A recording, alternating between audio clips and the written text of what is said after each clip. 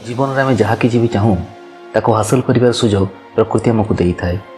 हेले से सुजोग को देखा हेले निज आखि खोला रखा पड़ता है। लक्ष्य पथर आग को बढ़िबार सत्साहस आ आत्मविश्वास आवश्यक पड़ता है।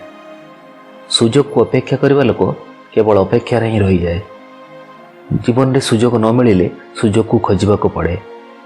निज ज्ञान निज बुद्धि और निज साहस रे समस्ते जीवन में सफलता और खुशी चाहती। समस्ते जीतवा चाहती। जिते भी लोग निज जीवन में सफलता हासिल कर जीवन जमीती भी होता से माने समस्ते जीवन में चारिपाखे सुजोग को देखिपार बुझीपार आउ से सुजोग को व्यवहार कर कला शिखी जाती।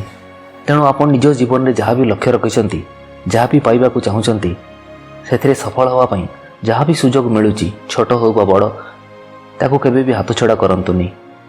लोके कौन कहिबे भाभी निज समय को नष्ट करंतुनी। अनेक लोक जीवन में नुआ किछि करिवार योजना तो कर दियंती हेले से गोटाए कथा पई पुणी निज लक्ष्य पछकु फेरी जाती। सेटा होची लोके कौन कहिबे। एटा गोटे रोग आ ये गोटे एमिति रोग केवल पछकु ही टाणी थाए।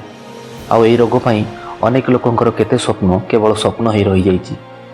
तेणु जीवन में से लोकंकर कथा शुणंतुनी जो माने तांको जीवन में केबे भी सफल ही नांती। गोटे कथा सब मन रखिए जे से लोक मैंने ही अन्य को आग को बढ़िबार बाधा सृष्टि करती। जो माने जीवन में केवल सफल होती जो माने तांको जीवन में किसी करि न थांती।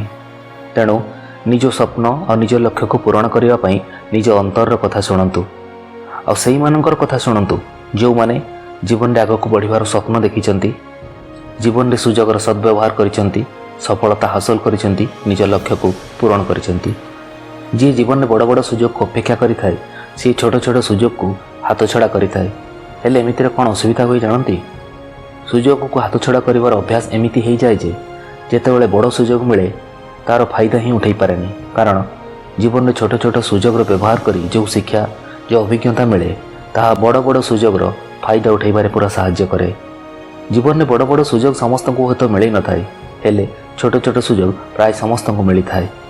कहानी जीवन में बहुत प्रेरणा दे थाए। अनेक समय अनुभूति जहाँ बुझे पारे कहानी ता बुझे दे थाए। छोट कहानी टे कहूँ जहाँ बुझेदेव जे आम बेले बेले जानतरे हो अजाणत सुजोग को किपरि हाथ छड़ा करूँ आउ अनुताप भी करूँ आ पुणी तारी पछरे ही दौड़ी थाऊ।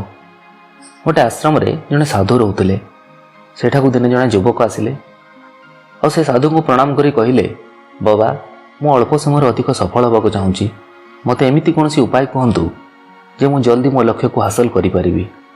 साधु जनक युवक कथा शुणी हसिले और से युवक को कहले मु तुमको उपाय निश्चय कहबी हेले प्रथमे तुमको मोर गोटे काम करने को पड़ो। युवक जनक कहला आज्ञा बाबा कहतु मु निश्चय करी। साधु जनक कहले मोर आश्रम बगीचा को जाओ एवं सेठू सबुठु सुंदर फूल गोटे तोली नहीं आस।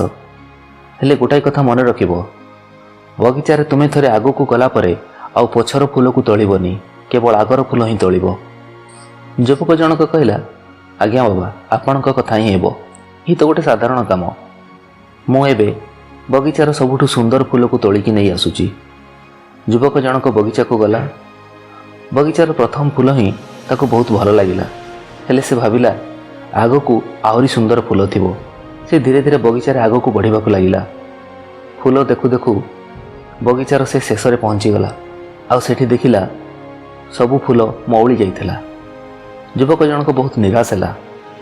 आहरी सुंदर फूलर संधान में आग को जाई ताको खाली हाथ में फेरबा को पड़ा कारण साधु कथा अनुसार से पछर फूल तोली पारिबनी। युवक जनक खाली हाथ में साधु को पाखे पहुँचला। साधु जनक पचारे कौन है तुम्हें फूल न आनी खाली हाथ में आसच कौन पाई। युवक जनक कहला बाबा मु सुंदर फूलर संधान में प्रथम फूल को न तोली आग को चलिली हेले सेठी सबू फूल मौली जाइछि तेणु मते खाली हाथ में फेरबा को ही पड़ा। साधु जनक पुणी हसी दे कहले आम जीवन में मध्य ठीक यही समान घटना घटे। आमे मध्य जीवन में एया ही करूँ। ये बगीचार सुंदर फूल भली बड़ बड़ सुजोग पाई आमे छोट छोट सुजोग को हाथ छड़ा करूँ आउ ठीक तम भली निराश होता। कहानीटी यही शिक्षा दिए जे जीवन में निज भूल पाई जेतेबेले आमे कौनसी सुजोग को हाथ छड़ा करदू सेतेबेले अनुताप ही करूँ। तेणु जीवन में कौन सुजोग को हाथ छड़ा करंतुनी। किछि लोक बहुत भाग्यवान होती ତାଙ୍କୁ ଜୀବନରେ ସୁଯୋଗ ବାରମ୍ବାର ମିଳିଥାଏ କିଛି କରିବା ପାଇଁ, ଆଗକୁ ବଢ଼ିବା ପାଇଁ, ଆଉ କାହାକୁ ବହୁତ କମ୍। ତେଣୁ ଜୀବନରେ ସୁଯୋଗକୁ କେବେ ହାତଛଡ଼ା କରନ୍ତୁନି, ତା'ର ସଦ୍ବ୍ୟବହାର କରନ୍ତୁ ଆଉ ସଫଳତାର ରାସ୍ତାରେ ଆଗକୁ ବଢ଼ନ୍ତୁ। ଦିନ ଅଛି ତ ରାତି ହେବ, ରାତି ପରେ ପୁଣି ସକାଳ ହେବ। ନିଜ ଆଖି ସବୁବେଳେ ଖୋଲା ରଖନ୍ତୁ ସୁଯୋଗକୁ ପାଇବା ପାଇଁ। ଆଜି ନହେଲେ କାଲି ଜୀବନରେ ସୁଯୋଗ ଆସିବ ହିଁ ଆସିବ। ଭାଗ୍ୟ ଅପେକ୍ଷା ନିଜ ଉପରେ ବେଶୀ ଭରସା ରଖନ୍ତୁ, ନିଜ କର୍ମ ଉପରେ ବିଶ୍ୱାସ ରଖନ୍ତୁ।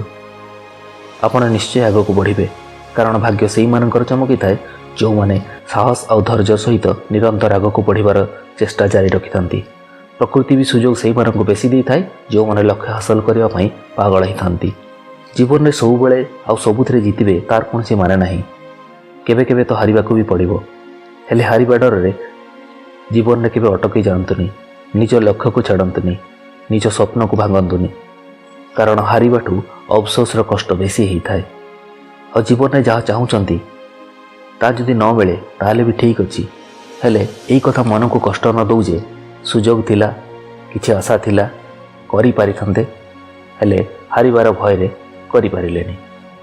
ଜୀବନରେ ଅନେକ କିଛି ଶିଖିବାକୁ ମିଳେ ପରିସ୍ଥିତିରୁ, ସମୟରୁ, ସୁଯୋଗରୁ।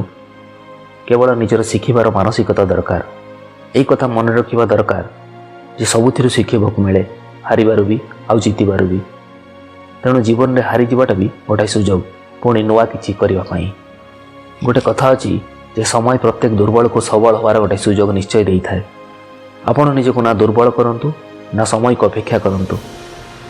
ଜୀବନରେ ଜିତିବାକୁ ଚାହୁଁଛନ୍ତି ତ ସମସ୍ୟାକୁ ଦେଖନ୍ତୁନି, ସୁଯୋଗକୁ ଦେଖନ୍ତୁ, ଲକ୍ଷ୍ୟକୁ ଦେଖନ୍ତୁ, ଧୈର୍ଯ୍ୟ ରଖନ୍ତୁ, କାରଣ ଧୈର୍ଯ୍ୟ ବିନା ଲକ୍ଷ୍ୟ ହାସଲ କଷ୍ଟକର ହେଇଥାଏ।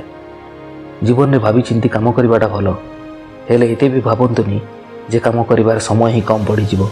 କୌଣସି ବି କାମ କରିବା ପାଇଁ ଯେତିକି ଭାବିବା କଥା ଭାବନ୍ତୁ, ଯୋଜନା କରନ୍ତୁ, ପୁଣି କାମକୁ ଆରମ୍ଭ କରନ୍ତୁ।